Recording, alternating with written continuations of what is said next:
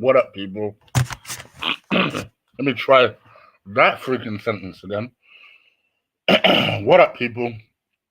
It's your boy Chig from Green and Eagle Eye coming to you again with a brand new video. This time it is Eagle Eye, the transfer rumor show, where I talk to you about rumors and news surrounding the Arsenal.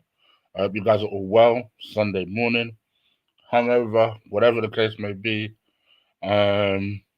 But that you are well and fine, and you are about to get cracking with some. I think most teams are playing today.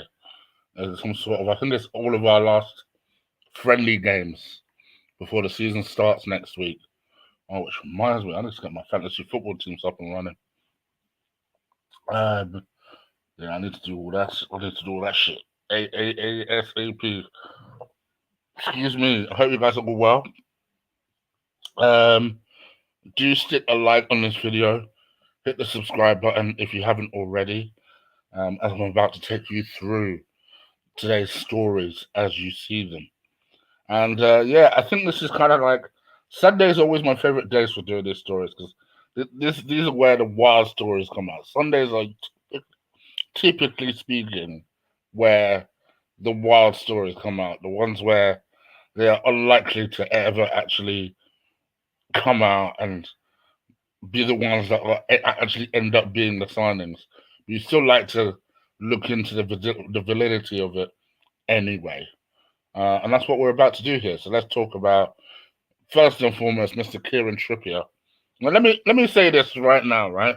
Before I go into the story, does anyone remember this picture in particular? Now, I remember watching this game. Maybe, when was it? 6 weeks ago? 4 weeks ago? Yeah, quite a bit 6 weeks ago. 4 weeks ago? 3 weeks ago? And I remember thinking, when this goal went in, right? It wasn't Trippier that scored it, but it was Trippier that assisted it. And when this goal went in, I immediately said, now you watch Arsenal be linked with Trippier in the next couple of weeks. I knew it would happen. I knew it would happen. And admittedly, it took a week or two. It took a week or two longer than I thought it would. Because I know that he's been linked most likely with a move to Manchester United recently, because they are also looking for a right back. But inevitably, it came round to us, and Arsenal are now being linked with a £34.5 million move for the 30-year-old right back. Oh dear. All right, so we talk about the good things about the story. Let's talk about the good things about the story. First things first, I guess it keeps in line with our whole English core thing.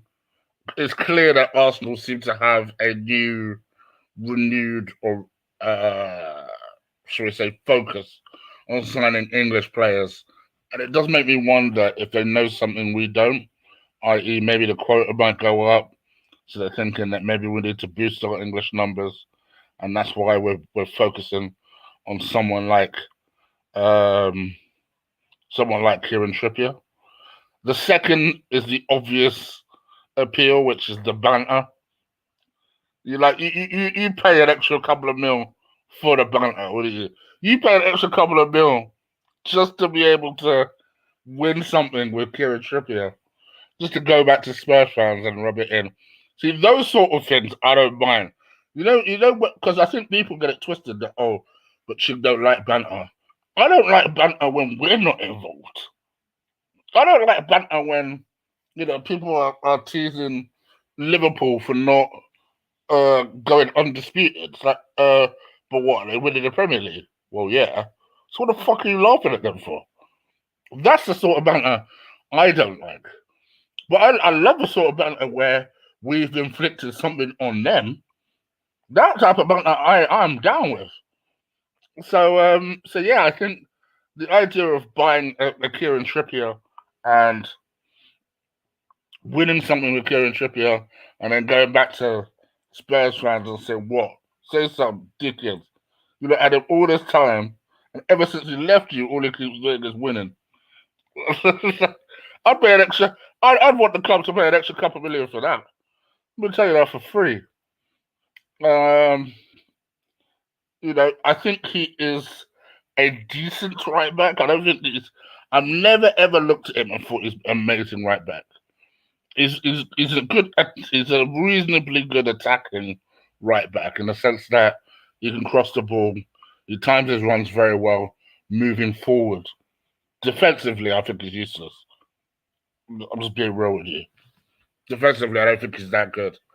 But I think in terms of moving forward, I think he's a decent enough right back. Here's the thing, though. Here's what I don't understand. If you pay 34 million for Kieran Trippier, okay, all well and good. Why don't just pay 35 million for this gentleman?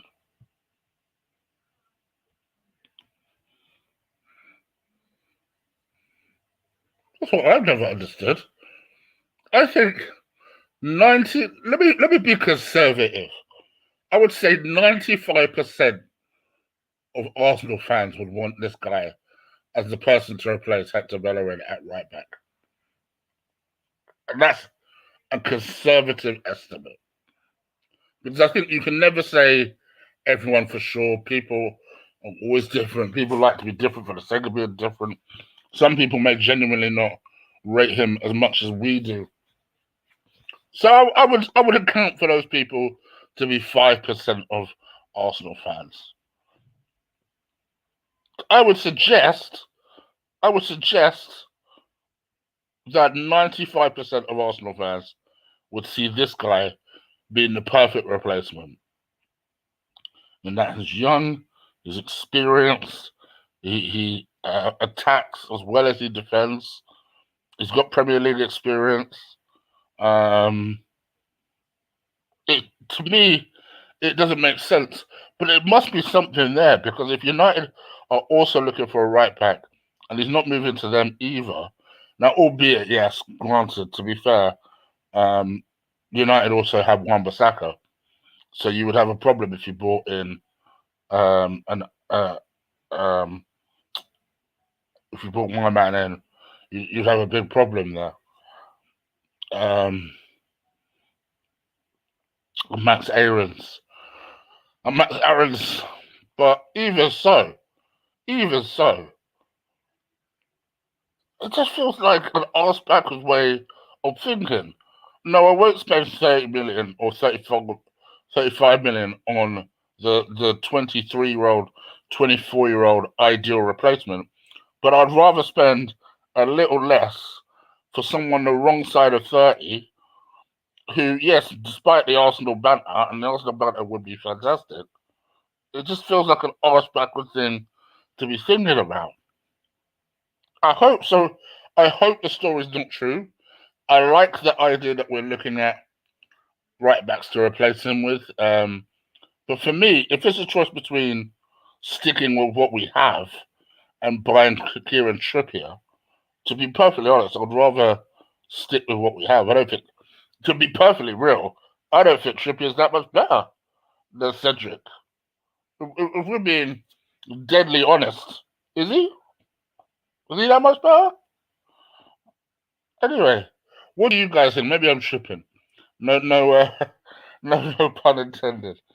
Let me know. Leave it in the comments below. All right, next story. I think this is the story that I think most people will be more excited to hear about, generally speaking, and that is the story linking us with this young man. Get his picture up.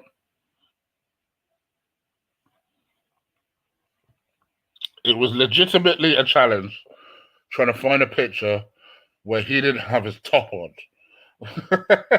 I mean, the guy clearly looks after himself.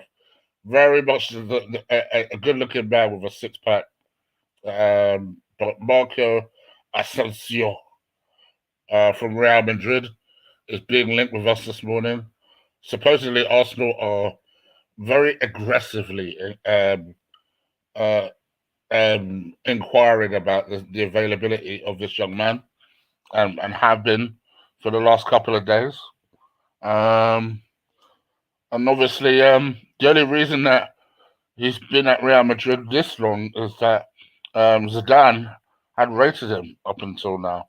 But obviously, with Zidane now not being there, the feeling is that Arsenio will be allowed to leave.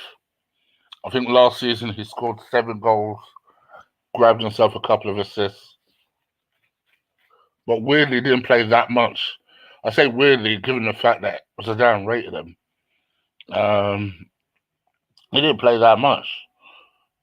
This is he's a young 25 as well. Like, he's not someone who is about to turn 26. He turns 26 around my birthday, actually, around January. So I think this is a guy that you have to ask yourself: Could you see yourself? Could you genuinely see Arteta improving and making better? Could you see him bringing something to the table? I think it's natural because the last couple of days I've seen Arsenal being linked with all sorts of players. Bernardo Silva is one, which we'll talk about in a bit, because I know a lot of people are waiting to hear my opinion on Bernardo Silva, whether I think he'd be suitable for the team. So Bernardo Silva is one. Another one that I saw us being linked to the other day was a couple of Inter Milan players, because supposedly Inter Milan are going under liquidation or some shit. So suddenly Brevovic and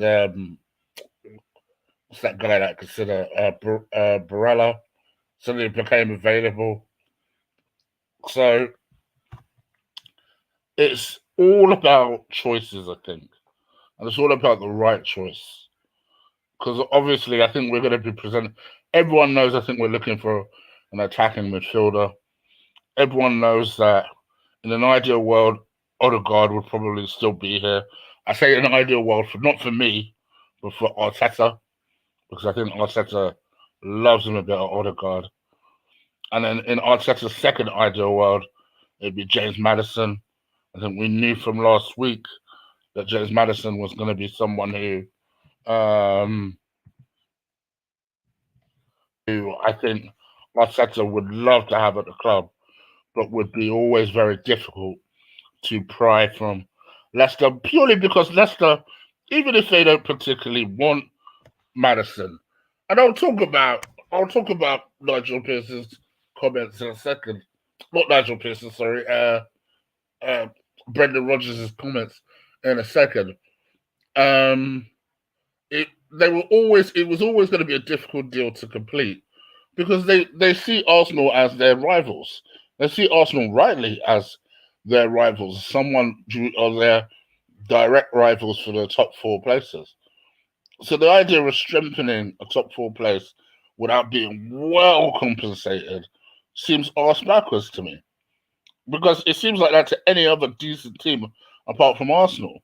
So Leicester are rightly playing the game, and that's why when I was listening to um, um, the Irishman speak last week about how, sorry, not last week, earlier this week, about James Maddison's future, right?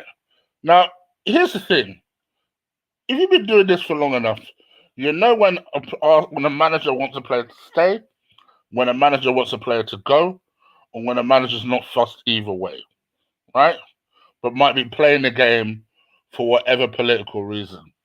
I think we got the latter here, right? I think he understands that James Maddison is a decent enough player, but found a system last year that worked without him, and where he was able to contribute on a kind of a off off the bench basis, but not necessarily someone who he sees the club relying on in the long term. I think Brendan Rodgers is clever enough to have figured that out. So what his message genuinely was his way of saying, either you man fix up and give us something real, not like an Arsenal type of offer, but like a real offer, like a 60 to 70 million pound offer, then bounce, innit? Because we don't need to sell him. But if you are prepared to buy him and you come to us correct, then of course we'll sell him. And for me, I'm all right with that. I think that is reasonably sensible. I said, go and get a James Madison, go and spend your 60 to 65 mil on him, and I said, go and secure it. Failing that, in my personal opinion, this is your next choice. This is your next choice, and it's not Arsenio. I'm sorry, it isn't. Always quite liked Arsenio. Always thought he's a little bit overrated though. This is the guy I would go get though. Oh, I put the same damn picture on. hold on, 2 seconds. That was supposed to be such a seamless transition. I thought I downloaded it already. I was like, damn it. This is the one I would go get. Download W.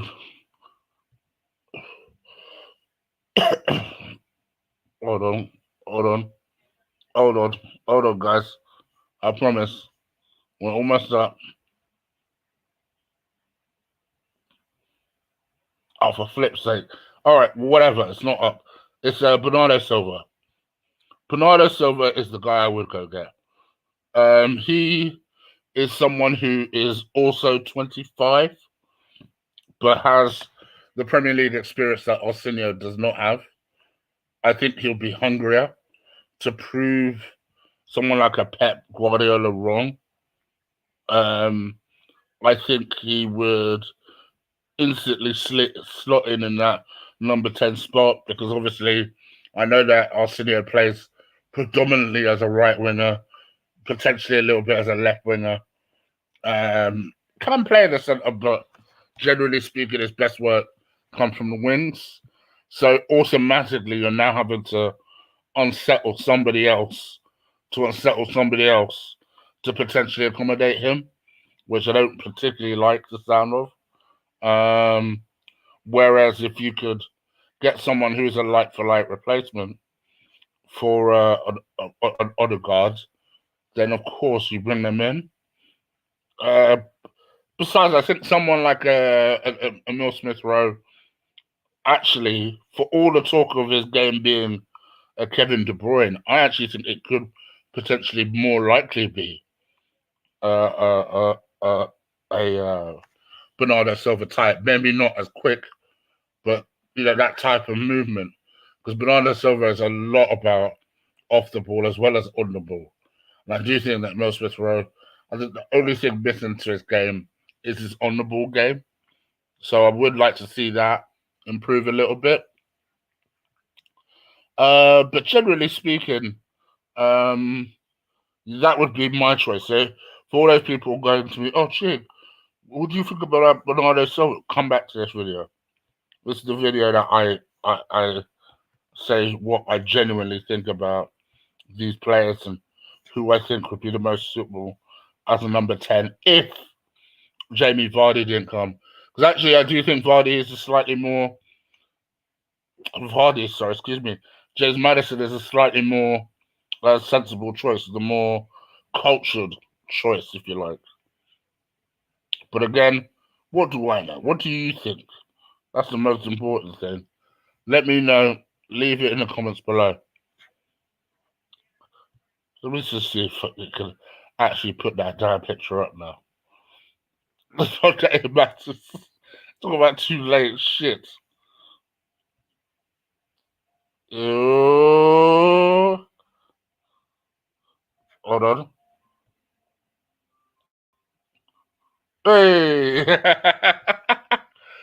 Anyway, that would be my number one choice. With Arsenio, like I said, I just think he's a tad overrated. I've not mentioned the price of what he would cost, but I definitely think that he'd be heading towards the kind of 40 to 50 million. But again, what do you guys think? Do you think that's overrated for what he is? Let me know. Leave it in the comments below. Um, Let me just check in the chat room. I've not missed anything like super chats or anything because I always miss them. Always feel bad about missing them. No? Okay, great. Okay. Is there anything else I'm missing out on at the moment?